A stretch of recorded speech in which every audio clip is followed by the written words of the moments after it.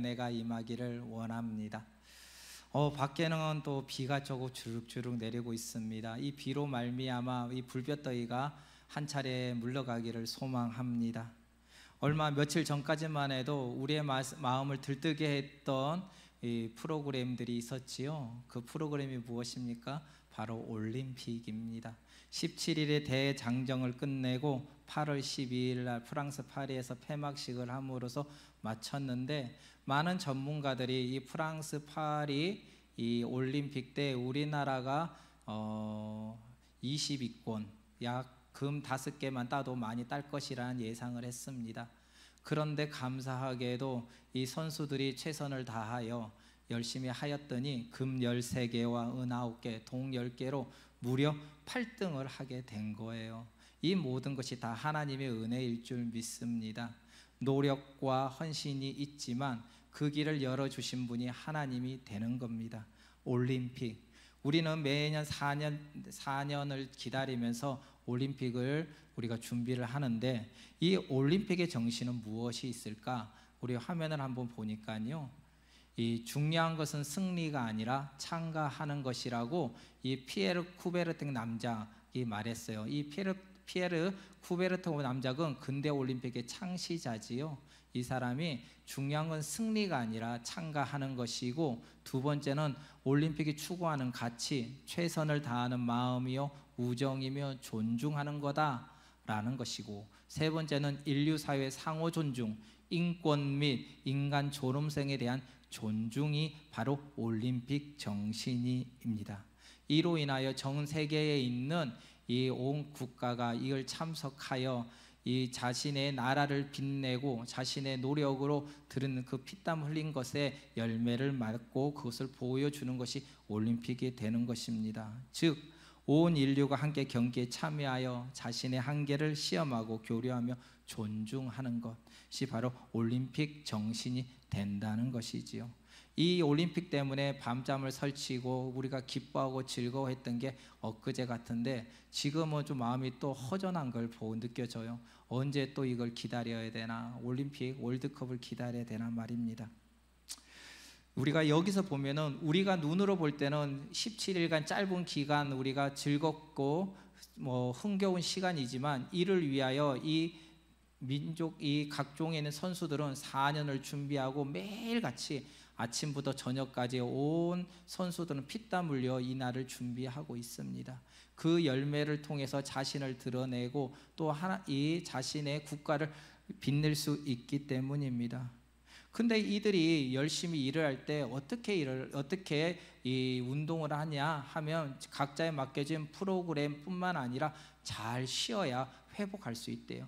회복이 있어야 그 열매를 맺을 수 있다고 전문가들이 말합니다. 우리가 주의 일을 감당할 때도 우리가 안식년이 있듯이 바로 주의를 감당할 때도 쉼을 갖고 주님 앞에 영광을 돌리는 삶을 살아야 되는 것이지요. 그 쉼이 무엇이냐? 바로 예배가 되어야 합니다. 그런데 이번 프랑스의 이 올림픽을 보니까 제가 개막식을 통해서 참 많은 것을 생각하게 되었습니다. 그걸 보고 많은 걸 생각하면서 아연실색하고 황당한 이 경험을 하게 된 거예요. 근데 저뿐만 아니라 전 세계 이때까지 올림픽을 경험했던 수많은 사람들이 이런 경우는 처음이라고 말하고 있는 것이지요.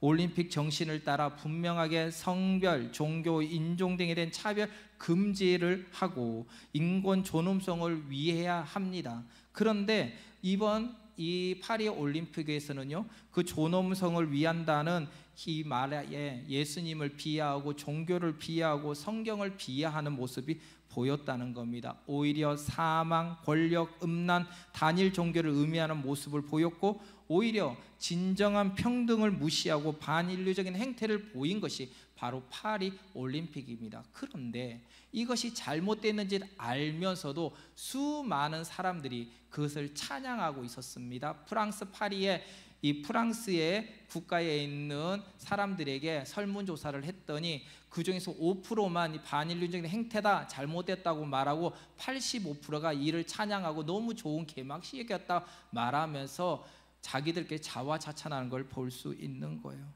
모든 사람의 눈살을 찌푸리게 만들었다는 거예요. 얼마나 이것을 보고 가슴 아팠는지 몰라요. 그런데 이렇게 가슴 아픈 저의 마음을 위로해 주듯이 또한 그 가운데 선지 엘리야와 같이 심어 놓으신 하나님의 백성들을 보게 되었습니다. 그들이 누구입니까? 바로 크리스찬들, 하나님의 백성들, 하나님의 이름으로 크리스찬을 높이는 주의 백성으로 살아가는 이 선수들이라는 거예요. 결과와 상관없이 최선을 다하여 자신을 감당하며 모든 일의 우선순위는 하나님인 것을 드러내는 선수들을 보면서 제가 스스로 위하면서 다시 하나님께 기도하는 감사의 기도를 드렸던 것을 기억합니다. 우리가 삶을 살 때 가장 우선순위가 뭘까요? 지금 당장 사회 문제 앞에서 여러 가지 어려움 속에서 우리가 고민하고 염려해야 되지만 항상 우선순위는 하나님이 되어야 될 줄 믿습니다.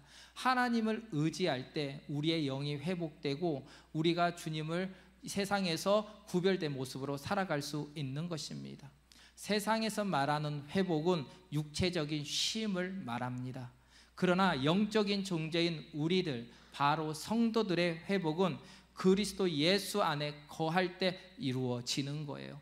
조금 전에 말씀을 드렸듯이 화면에 나와 있듯이 거룩한 예배를 통해 쉼을 얻고 회복하게 되는 겁니다.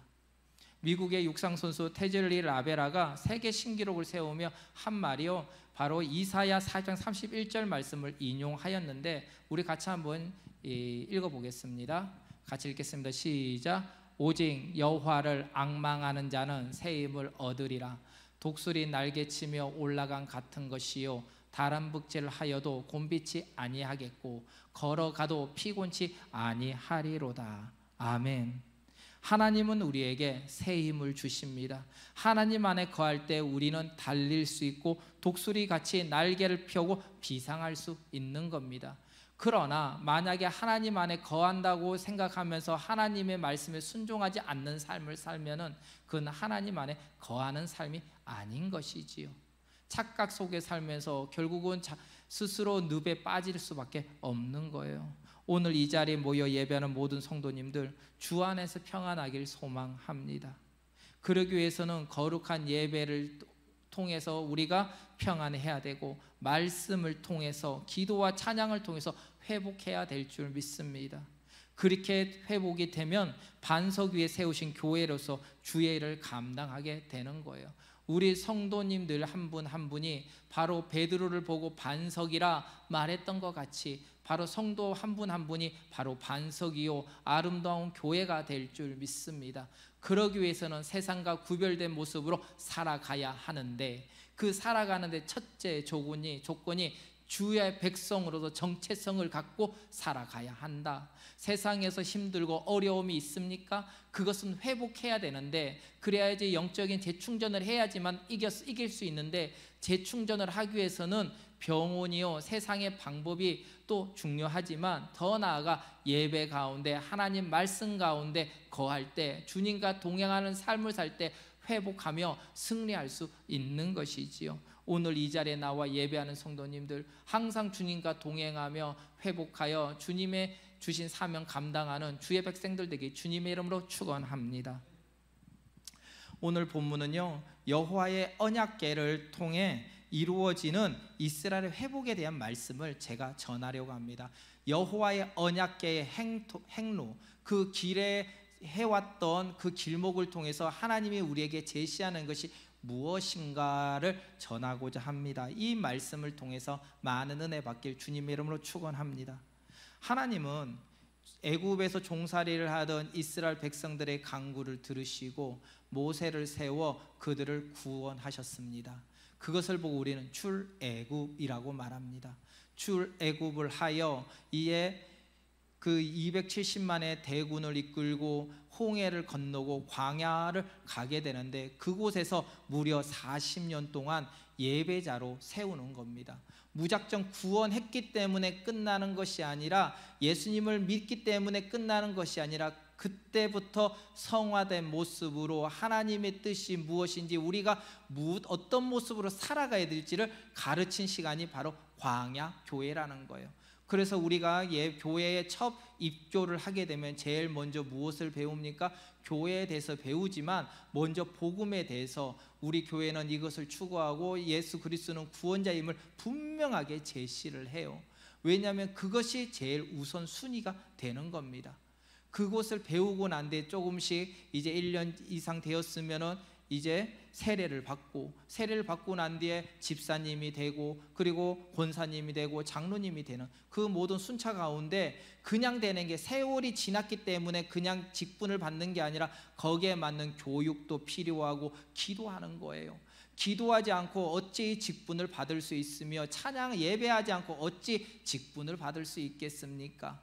바로 그 시간을 받게 되는데 그 교육의 시간을 통해서 지식적인 부분뿐만 아니라 영적인 부분을 충전하여 집사님이 되고 또 헌신의 모습을 통해 또 교회를 세워나가고 그로 인하여 그리스도의 사랑을 마음속 깊이 새기며 나가면서 직분을 받고 교회의 아름다운 모습으로 살아가게 되는 겁니다. 필요에 따라 나의 중심이 아닌 하나님 중심으로 먼저 살아가게 되는 것을 배우게 되는데 바로 지금 애굽에서 출애굽한 이스라엘 백성들이 어디서 배웠냐? 광야에서 배우게 되었다는 거예요. 광야에서 무엇을 했을까요? 가자마자 했던 것이 성막을 세웠습니다. 하나님의 전을 세우고 예배에 대해서 배우게 됩니다.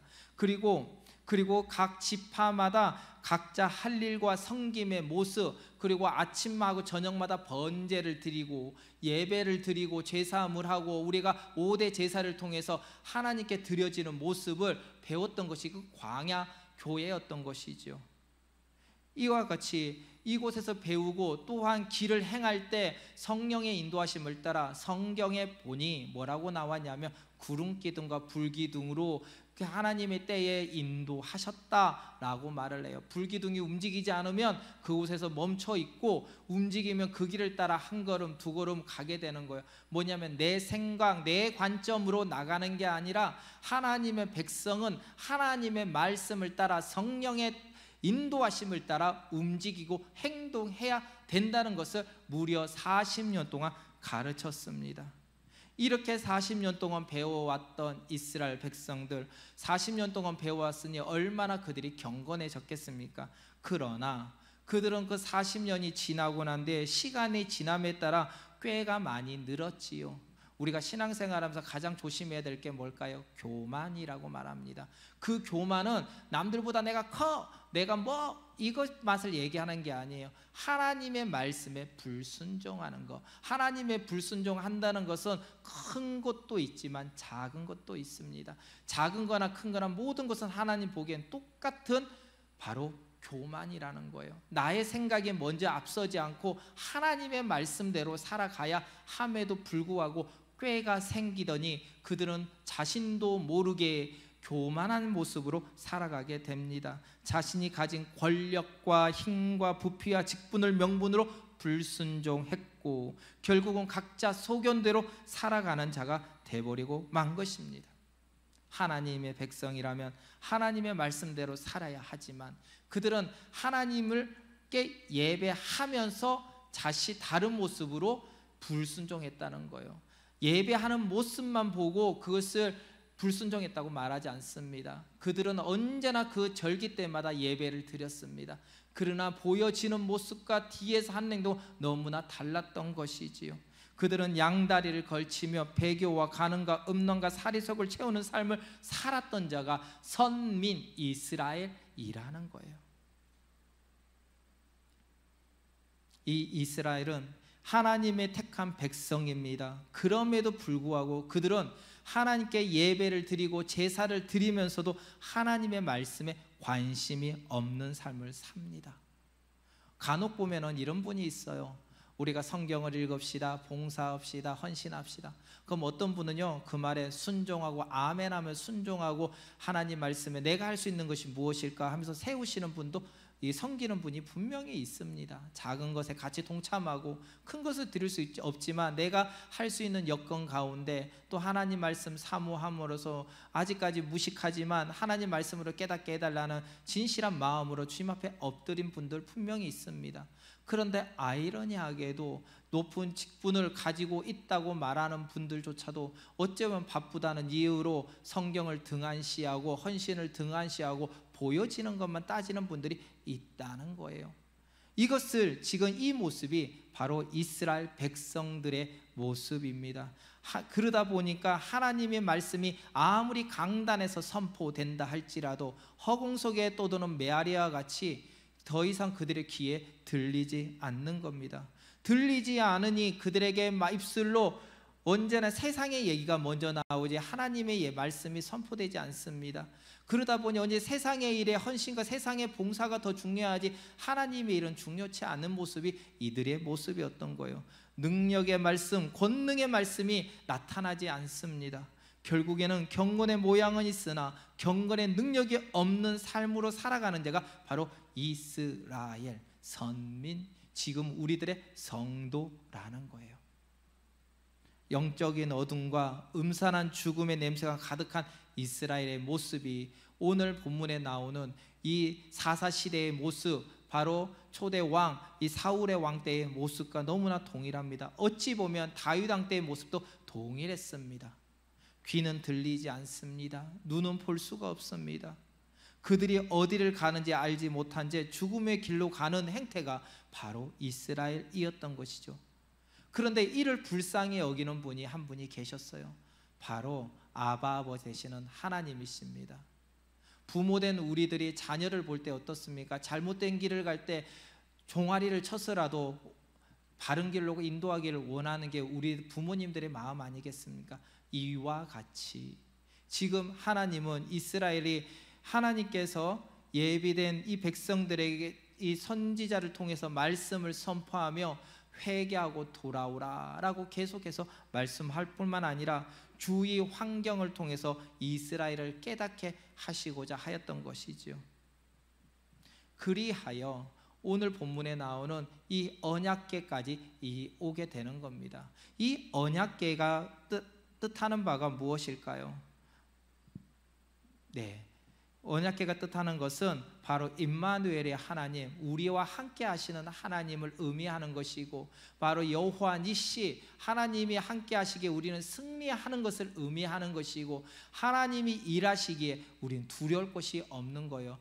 아무것도 염려하지 말라, 내가 너와 함께함이라. 놀라지 말라, 나는 너의 하나님이 됨이니라. 내가 어디를 가든 내가 너와 함께하리라. 그 약속이 믿는 자들에게 그대로 임하게 될 줄 믿습니다. 십자가의 도가 믿지 않는 자에게 미련한 걸지 몰라도 하나님을 믿는 주의 백성들에게는 그 능력이 되고 권능이 되는 거예요. 하나님이, 그 이유는 하나님이 그를 책임져 주시고 붙들어 주시고 하나님이 들어주시기 때문입니다. 오늘 이 자리에 나와 예배하는 성도님들이 바로 그 은혜를 경험하길 주님의 이름으로 축원합니다.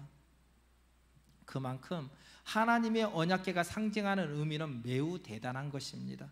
그렇게 하나님의 언약궤는 주의 백성들 우리들에게는 하나님의 임재, 예배, 성령의 인치심을 의미하는 것이지요.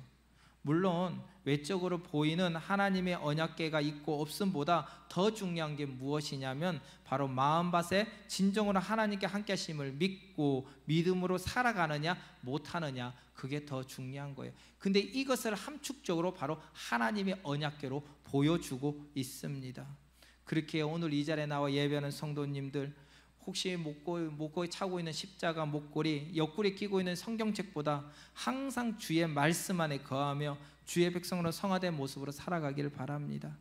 자기 소견대로 살아가는 시대, 조금 전에 말씀을 드렸듯이 이스라엘 백성들은 하나님의 말씀을 들으면서도 듣지 않으면서 자기 소견대로 살아가는 시대를 경험하였습니다. 그리고 마지막 사사, 바로 사무엘까지 넘어오게 된 거예요. 사무엘이 어렸을 때 당시 상황은요, 주변국가 바로 블레셋과 항상 대치된 상황이었습니다. 일촉즉발의 상황 속에서 매일 전쟁이 임했던 상황이 그 당시의 상황입니다.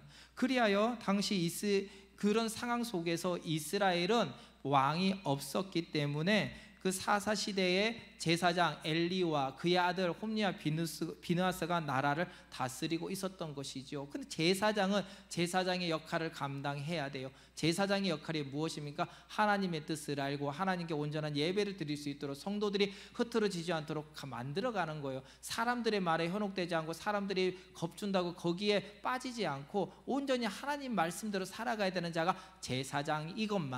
이 제사장 홈리와 비느하스는 하나님을 믿는다고 하면서 간음과 음란과 폭행을 하면서 불법죄를 저질렀던 자들이 이들의 모습이었습니다. 그런 제사장의 모습을 그대로 이스라엘 백성들은 똑같이 탐하고 있었던 겁니다. 그러다 보니 이스라엘 자체가 하나님의 나라이면서도 타락한 나라가 이스라엘이었던 것이지요. 이 타락한 이스라엘을 하나님께서는 불쌍히 여겨 지금 대치 상황에 있는 블레셋을 통해서 하나님은 들어 역사하셨습니다. 그리하여 아벡 전쟁을 통하여 이스라엘 군대 4,000명을 죽이고, 그 이후 이 전쟁에서 패전한 이스라엘 백성들은 어떻게 했습니까? 이 3만 군대를 이끌고 여호와의 언약궤를 앞세워 전쟁에 참여하게 돼요. 왜 하나님의 언약궤를 앞세웠습니까? 하나님의 언약궤는 하나님이 임재에 계신다는 의미예요. 하나님과 함께 하시면 승리한다는 의미입니다. 그러므로 하나님의 언약궤가 있으므로 이 전쟁에 승리할 수 있다라는 굳은 믿음을 가지고 나갔어요. 그런데 조금 전에도 말씀드렸듯이 하나님의 이스라엘 백성들은 하나님의 언약궤를 가지고 섬기고 있었지만 항상 우상을 숭배하고 타락한 존재였습니다. 하나님이 너는 나 외에 다른 신을 내게 두지 말지어다. 하늘에 있는 건 땅에, 땅 아래에 있는 건 모든 건 어떤 생선 만들지 말지어다 라고 분명히 말했음에도 그들은 그렇지 않았던 거예요. 그러면서 하나님 지금 나를 도와주실 거다 라고 생각을 하고 나갔더니 그 자리에서 이 엘리 제사장과 그의 자녀들은 다 죽고 3만 군사가 죽게 되는 겁니다. 그리고 결국에는 이 언약궤를 빼앗기고 말았던 것이죠. 그런데 이 사건만 보면은 너무나 안타까운 사건이지만 제가 조금 전에도 2번이나 언급을 했지만 하나님은 이스라엘 백성들을 사랑하셔요. 그래서 지금 주변국가 블레셋을 들어 쓰시되 어떻게 했냐면 하나님의 계획 가운데 하나님의 언약궤를 빼앗기게 했던 겁니다. 이스라엘 백성으로는 도저히 답이 나오지 않기에 이 하나님은 언약궤를 빼앗기고 스스로 모든 것을 이루시고 있었던 것이지요. 그 계획의 1차가 무엇입니까? 이 하나님의 언약궤가 다곤 신전에서 다곤 신상을 무너뜨리고 7개월 동안 그곳에 있으면서 전염병으로 수많은 사람을 죽고 그들이 하나님이 살아계심을 인정하게 만들었습니다. 그리고 기럇 여아림으로 옮길 때 베세메스의 암소의 사건을 통해서 이 미물조차도 하나님의 뜻한 바가 있으면 그것을 이루어짐을 보여주셨던 것이지요. 그리고 기럇 여아림의 이 아비나답의 집에서 20년 동안 이 하나님의 언약궤가 있습니다. 이 하나님의 언약궤가 있을 이 20년 동안, 그렇다면 이 엘리 제사장은 죽고 그 이후에는 사무엘은 무엇을 하고 있었을까? 그가 어릴 때부터 보고 자랐던 하나님의 말씀, 하나님의 뜻한 바 예배 회복을 위하여 20년 동안 그 전 지역을 다니면서 그 백성들에게 하나님의 말씀을 선포하고 가르치기 시작했습니다. 우리가 분명히 알아야 될 것은 지금 내가 힘들고 어렵고 이 나라가 망한다 할지라도 하나님은 살아 계십니다. 그 살아계신 하나님께서 지금 우리 상황 속에서 우리가 먼저 회개하고 자복하기를 원하여 주의 백성들이 바로 서기를 원하여 그 환경을 만드신다는 거예요. 이 망한 세상 속에서도 하나님은 하늘이 무너져도 솟아날 구멍이 있듯이 바로 그 구멍을 만드시고 하나님께서 이루시게 하실 줄 믿습니다. 그러므로 이 지금 사무엘을 통해서 20년 동안 하나님의 말씀을 가르치고 또한 그 말씀을 통해서 들었던 백성들이 이때까지 알지 못했던 하나님의 말씀을 마음에 새기면서 회개하기 시작했던 거예요.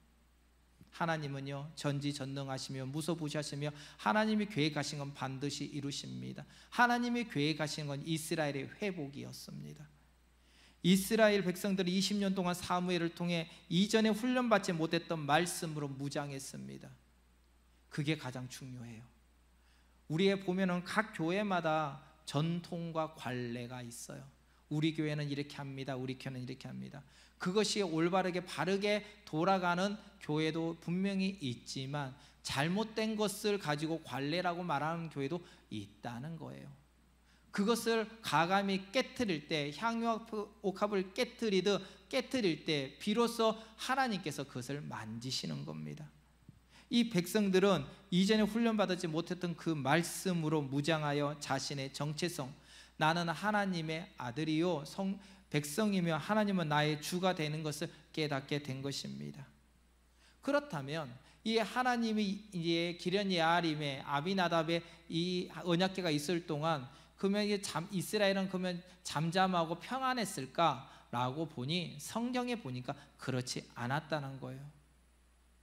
블레셋 사람들은 그때까지 이스라엘 땅을 점령한 채 이스라엘 백성들을 괴롭히고 있었습니다. 이런 상황 속에서 사무엘이 20년 동안 곳곳마다 다니며 하나님의 말씀을 가르쳤다는 것은 사명자가 아니면 절대 할 수 없는 것입니다. 내가 할 수 있는 것, 그것의 전제 조건은 하나님이 뜻하는 것이냐 아니냐가 더 중요하다는 거예요.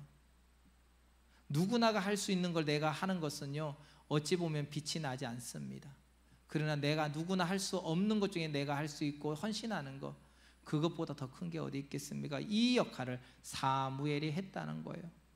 그리고 이 사무엘은 이 백성들에게 20년이 되고 난 뒤 미스바에 다 모이게 하였습니다. 그리고 미스바에 모인 온 백성들에게 블레셋과의 전투에서 대패한 이유가 무엇이고 더불어 지금까지 고통을 받는 이유에 대해서 말합니다. 그 이유는 불순종, 교만이었다. 하나님의 백성이면서도 하나님 말씀대로 따르지 않고 자기 소견대로 살아갔던 그들을 하나님이 돌이키고자 이 자리에서 이런 상황을 만들었다라고 말합니다. 우리 3, 4절 말씀 같이 한번 읽어보겠습니다. 같이 읽겠습니다. 시작. 사무엘이 이스라엘 온 족속에게 말하여 이르되 만일 너희가 전심으로 여호와께 돌아오려거든 이방 신들과 아스다롯을 너희 중에서 제거하고 너희 마음을 여호와께로 향하여 그만을 섬기라. 그리하면 너희를 블레셋 사람의 손에서 건져내시리라. 이에 이스라엘 자손이 바알들과 아스다롯을 제거하고 여호와만 섬기니라. 뭐라고요? 교만, 우상을 숭배하였습니다. 하나님을 믿지 아니한 다른 삶을 살았던 그 모든 걸 내려놓고 하나님 앞에 돌아오라 라고 말을 했습니다. 회개의 촉구를 한 이 사무엘의 소리를 듣고 이스라엘 백성들은 겸손하게 그것을 마음에 받고 회개하기 시작합니다. 우리가 기도할 때 제일 먼저 해야 될 게 무엇일까요? 하나님 감사합니다. 그리고 두 번째 해야 될 게 무엇일까요? 바로 회개의 기도가 있어야 돼요. 특별히 어떤 시간에만 회개하는 것이 아니라 항상 회개하는 우리의 온 성도가 되기를 소망합니다.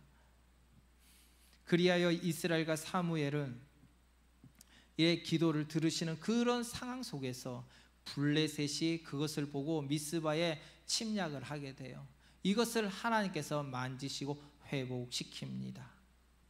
이리고 난 뒤에 오늘 바로 다윗 왕으로 넘어오게 되는데 초대왕 사울 왕이 죽고 난 뒤에 다윗 왕이 이 헤브론에서 왕이 되어 7년 6개월 동안 다스린 후 예루살렘 왕으로서 이제 등극을 하게 됩니다. 등극을 하고 난 뒤에 그가 제일 먼저 했던 게 무엇이냐? 바로 기란 예아림에서 하나님의 언약궤를 새 수레에 싣고 오기를 소망했던 것이지요. 그래서 3만 명을 엄선하여 이 하나님의 언약궤를 실을 수레를 준비하고 아미나답의 아들 우사와 아요가 수레를 모아 예루살렘을 향하게 하였습니다. 이 모든 것이 하나님의 은혜요 감사합니다. 그런데 여기서 더 중요한 것은 은혜 받을 때 넘어질까 조심하라. 제가 아는 친구가요 그런 적이 있어요. 너무나 회사에서 진급이 되고 너무나 좋았습니다. 그런데 그 친구가요 이 약주라고 하나요? 이게 술을 마시고 밤에 운전을 하다가 큰 사고가 나버렸어요. 그래서 병원에서 오랫동안 이 신세를 지는 걸 보게 됩니다. 더욱 이 병장들도 떨어지는 낙엽을 조심하라고 말하는 것처럼 항상 은혜 받을 때 더 겸손하고 조심해야 되는 거예요. 히스기야 왕도 하나님의 은혜로 병치유를 됐음에도 불구하고 하나님께 영광 돌리자고 다른 모습으로 이 블레셋의 사절단에게 자신을 드러낸 걸 보면서 결국은 이스라엘은 120년 후에 망하게 되는 겁니다. 다시 말하자면 은혜 받을 때 더 조심하고 하나님 주신 복 받을 때 우리는 더 겸손한 모습으로 하나님께 영광된 삶을 살아야 됩니다. 지금 이 다윗의 모습이 그 모습이었던 겁니다. 모든 것이 일사천리로 은혜 가운데 되는 줄 알았습니다. 순조롭게 옮겨지는 것 같았습니다. 법궤를 실은 이 수레를 끌고 가는데, 그런데 성경에 보면은 언약궤는 제사장 레위인이, 특히 고앗 사람이 어깨에 메고 가야 된다고 말을 해요. 분명한 법으로 정해져 있습니다. 좋은 게 좋은 게 아닙니다. 좋은 것을 따지기 시작하면요, 그것은 망하는 지름길입니다. 하나님의 말씀대로 가야 되는 거예요. 기도하라면 기도하고 예배하라면 예배하는 거예요. 그리고 하나님의 뜻을 구하고 내 생각이 아닌 하나님의 뜻을 먼저 뜻대로 가는 자가 바로 하나님이 기뻐하는 겁니다. 초대왕 사울이 망한 이유도 하나님이 세운 왕이었음에도 불구하고 자신의 뜻을 드러내면서 결국은 망하는 왕이 되어버리고 왕이 되지 않습니까? 이와 같이 지금 이 수레를 준비할 게 아니라 고앗 자손이 와서 준비해야 되는데, 결국은 하나님의 언약궤를 실은 수레로 말미암아 그 소가 날뛰게 되고 그것이 넘어지는 상황이 되었습니다. 이때 헌신하였던 아미나답의 아들 우사가 그 법궤에 손을 대다가 결국은 그 우사가 죽게 돼버립니다. 좋은 게 좋은 게 아니라 남들은 가누기를 왜 우사가 죽어야 되느냐? 이 우사가 죽음에는요, 가장 근본적인 것은 바로 지도자의 부재입니다. 아무리 다윗 왕이 하나님이 세우신 왕이라 할지라도 하나님의 말씀대로 순종하지 않고 자신의 뜻대로 하면은 그것은 문제가 된다는 거예요. 이 지도자의 부재로 말미암아 우사의 죽음이 이르게 되는 겁니다. 물론 그 과정 속에 여러 가지가 있지만 첫 번째가 그겁니다.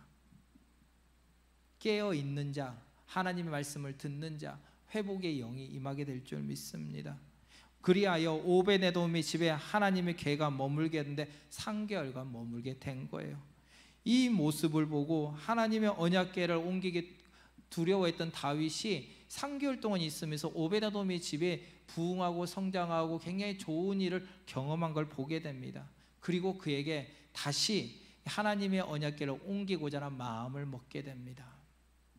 타락한 이스라엘의 회복을 위해 하나님은 먼저 저들이 회개하고 돌아오길 기대하며 인내하며 기다렸습니다. 그러나 이스라엘 백성들은 회개하지 않았기에 하나님은 결국은 블레셋을 통해서 하나님은 이스라엘 백성들을 회복시키고자 방법을 내세웠던 것이죠.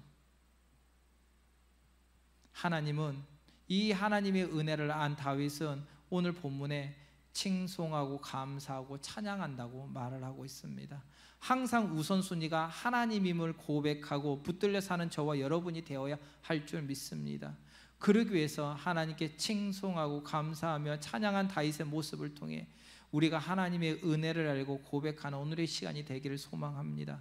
첫째로 여호와를 칭송하는 삶을 살아야 돼요. 칭송하다라는 말은 다른 사람들로 기억하게 하다는 겁니다. 하나님께서 과거 이스라엘에게 베푸신 은총을 기억하고 감사한다는 말이 칭송하다는 뜻이에요.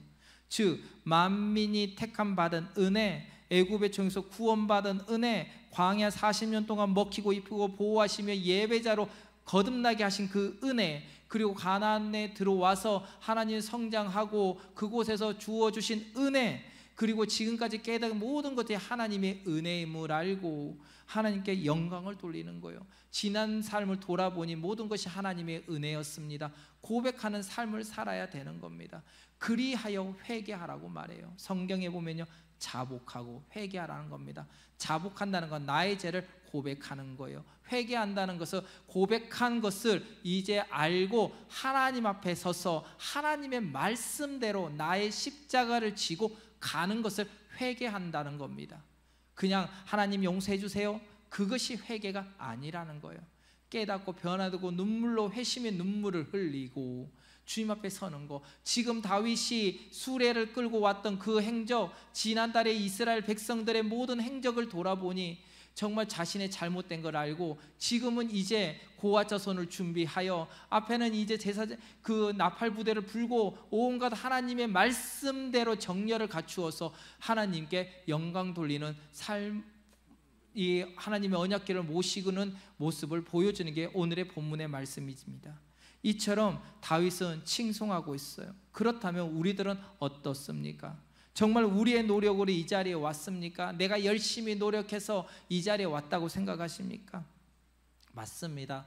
우리 성도님들의 노력과 헌신이 있었기 때문에 이 교회가 아름답게 세워졌고 가정이 화평하며 또한 사업장과 직장도 잘 될 줄 믿습니다. 그런데 이것이 하나님의 은혜가 없다면 도저히 이룰 수가 없다는 것이죠. 우리는 이 자리에서 예배할 수 없고 삶을 누릴 수 없고 평안할 수 없습니다. 근심하고 염려할 수밖에 없습니다.